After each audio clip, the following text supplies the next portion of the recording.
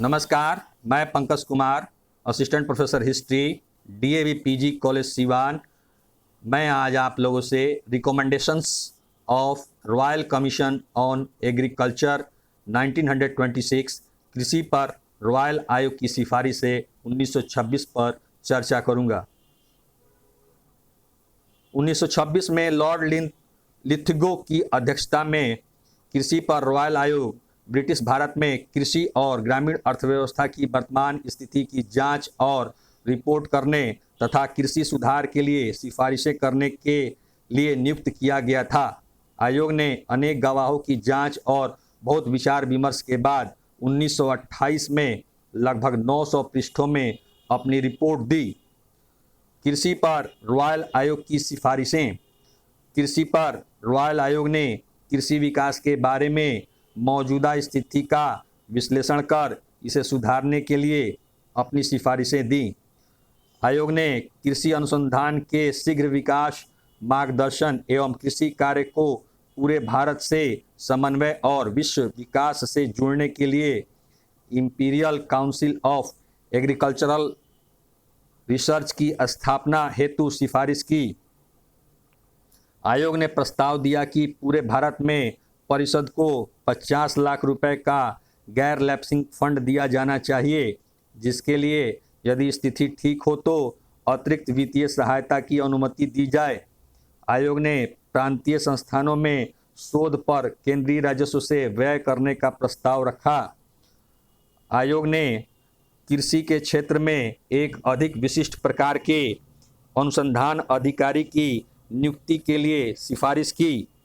उसकी क्षमता और विशिष्टता को देखते हुए उसे विदेश से नियुक्त किया जा सकता है। आयोग ने कृषि सेवाओं में सर्वोच्च पद पर अधिकारियों की भर्ती में राजनीतिक हस्तक्षेप को कम करने के लिए लोक सेवा अधिनियम को प्रत्येक प्रांत में पारित किए जाने की सिफारिश की। आयोग ने प्रस्ताव दिया कि पूसा स्थित संस्थान को कृषि अनुसंधान का मानक निर्धारित करना चाहिए तथा इसे कृषि विज्ञान में स्नातकोत्तर प्रशिक्षण के लिए मान्यता प्राप्त केंद्र बनाना चाहिए। आयोग ने प्रस्तावित किया कि उस संस्थान के विज्ञान के निदेशक तथा प्रमुखों हेड्स को विदेश से भर्ती किया जाना चाहिए और पूर्णकालिक निदेशक की नियुक्ति की जानी चाहिए।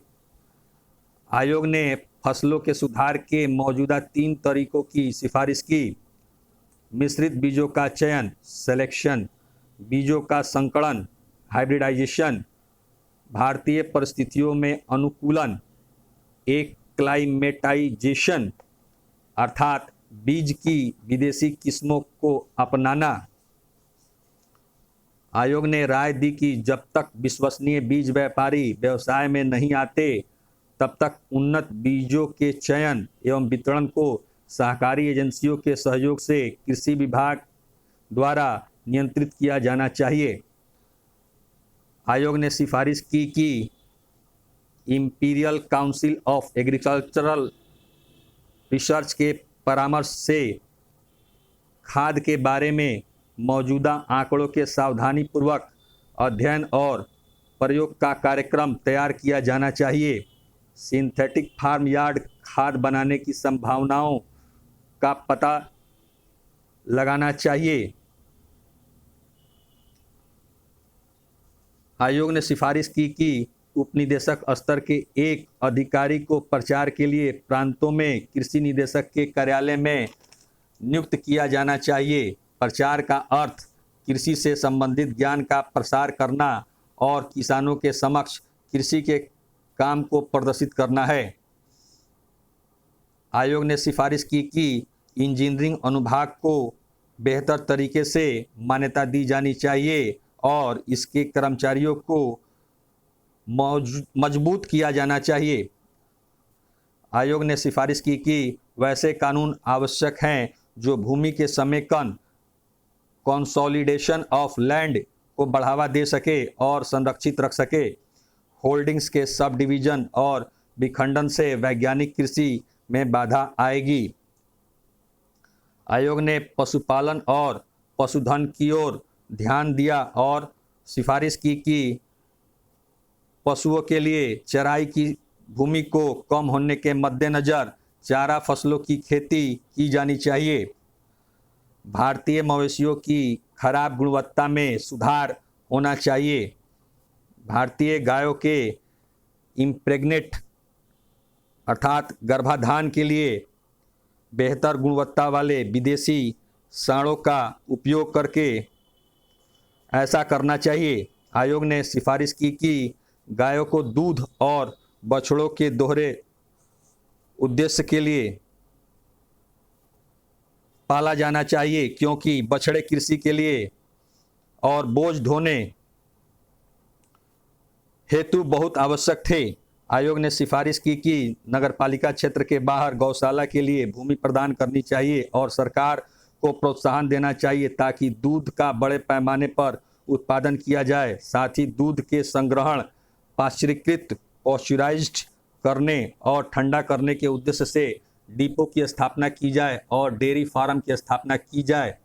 आयोग ने लाइव स्टॉक अर्थात पशु के रोगों की रोकथाम के लिए all India contagious diseases of animals act की स्थापना की सिफारिश की ताकि बीमारी से निपटने में एकरूपता हो। आयोग ने सुझाव दिया कि प्रांतीय सरकार को संक्रामक रोग को नियंत्रित करने के लिए जिम्मेदारी दी जानी चाहिए और इसके लिए पर्याप्त मात्रा में वेटनरी ऑफिसर एवं सहायक की नियुक्ति होनी चाहिए। प्रधान सिंचाई परियोजनाओं का वर्णन करते हुए आयोग ने प्रस्तावित किया कि कृषि एवं सिंचाई विभाग के बीच संबंध निकटतम होना चाहिए और आयोग ने सिफारिश की कि खेती करने वालों की शिकायतों से निपटने के लिए सलाहकार समितियां होनी चाहिए। आयोग ने सिंचाई के लिए केंद्रीय सूचना ब्यूरो की स्थापना और सभी प्रांतों में सिंचाई के संबंध में शोध को बढ़ावा दिए जाने की सिफारिश की।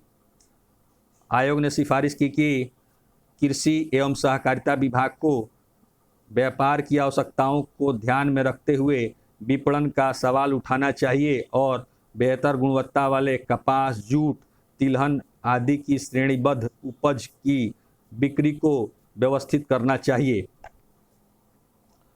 आयोग ने बाजार के सर्वेक्षण, विनियमित बाजारों के कामकाज की जांच और सुधार के लिए प्रत्येक प्रांत में एक विशेषज्ञ विपणन अधिकारी को नियुक्त करने की सिफारिश की। आयोग ने सिफारिश की कि पहले से पंजाब में स्थापित मध्य विद्यालय को बॉम्बे के व्यावसायिक स्कूल के बजाय जारी रखा जाना चाहिए। यह ग्रामीण शिक्षा को ग्रामीण ज़रूरतों के अनुकूल बनाने का एक गंभीर प्रयास होगा। आयोग ने कहा कि भौतिक उत्थान के साथ साथ शिक्षा, स्वच्छता और चिकित्सा राहत जैसे ग्रामीण आबादी के समग्र विकास के लिए अन्य महत्वपूर्ण कारकों पर विचार किया जाना चाहिए। इस मामलों में जिम्मेदारी प्रांतीय राज्यपालों एवं संबंधित विभाग के प्रभारी मंत्रियों द्वारा लेनी चाहिए। निष्कर्षतः कहा जा सकता है कि आयोग ने कृषि एवं उसके संबद्ध क्षेत्रों से जुड़े लगभग सभी पहलू के बारे में सिफारिश की। आयोग ने कृषि अनुसंधान को बढ़ावा देने के लिए imperial council of agricultural research की स्थापना के लिए सिफारिश की। आयोग ने बेहतर फसल प्रबंधन, खाद्य विकास कार्यक्रम, बीज विकल्प, परिवहन एवं विपणन सुविधाएं, मवेशी प्रजनन, वित्तीय प्रबंधन और कृषि आबादी के कल्याण आदि को ध्यान में रखकर सिफारिश की, लेकिन किसानों के चिकित्सा, शैक्षिक एवं नागरिक सुविधाओं जिससे उनके जीवन स्तर को बढ़ाया जा सके पर कम जोर दिया गया। परंतु कृषि पर रॉयल आयोग की रिपोर्ट एवं सिफारिशें कृषि विभाग के लिए काफ़ी मूल्यवान हैं। धन्यवाद।